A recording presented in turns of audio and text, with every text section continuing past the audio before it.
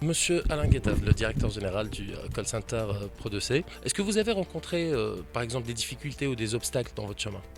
Bien sûr qu'on rencontre toujours des difficultés quand on crée une entreprise, que ce soit une toute petite entreprise ou une plus grande, forcément c'est compliqué, euh, mais c'est aussi ce qui fait l'intérêt de la démarche. Monsieur Alain, qu'est-ce que vous pouvez par exemple conseiller à notre candidat à maire avant de lancer son centre d'appel? Qu'est-ce que vous pouvez lui donner comme conseil pour pouvoir réaliser, on va dire, son rêve et son projet? Ce que je peux dire à tous ceux, et ce que je dis toujours à tous ceux qui sont dans des démarches de création comme celle-là, encore que je la connais pas forcément encore très très bien, mais la première chose à faire, c'est d'être au clair sur son business, savoir ce qu'on va faire, avec qui on va le faire et comment on va le faire.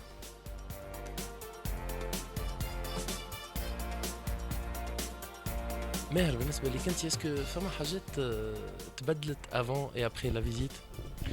Oui, beaucoup. عندك, je vois les choses plus clairement et plus concrètement. Je connaissais pas les centres d'appel avant, de l'intérieur. Je viens de les voir.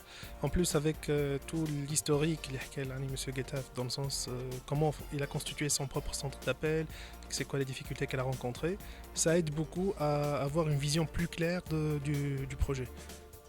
Ça se concrétise beaucoup plus.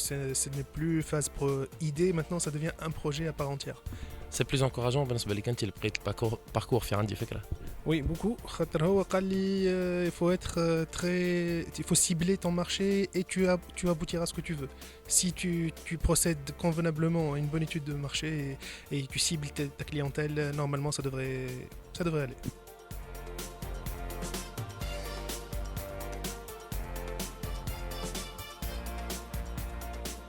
Vous êtes sûrement passé par notre partenaire, donc qui est Tunisie Télécom.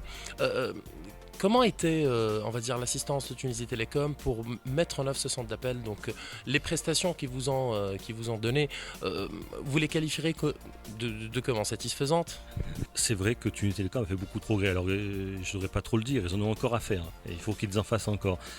Cependant, c'est clair qu'ils ont beaucoup progressé, notamment en matière de suivi d'incidents, parce qu'on a toujours des petits incidents sur ce métier-là, sur la prestation des équipes de la direction entreprise.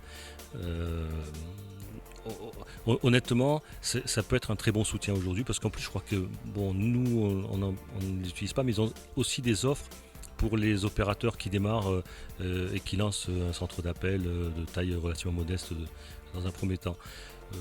Disons que Tunisie Télécom, c'est un partenaire sur lequel on peut vraiment s'appuyer.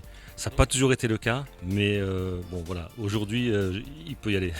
Donc, vous pensez que pour notre candidat, pour Mel, Tunisie Télécom peut être d'un grand soutien pour son centre d'appel? C'est essentiel. Dans l'ordre des priorités, ce que je vous disais tout à l'heure, c'est son business, savoir ce qu'on veut faire, quel est l'ADN de l'entreprise. Ensuite, il y a l'infrastructure et les ressources humaines.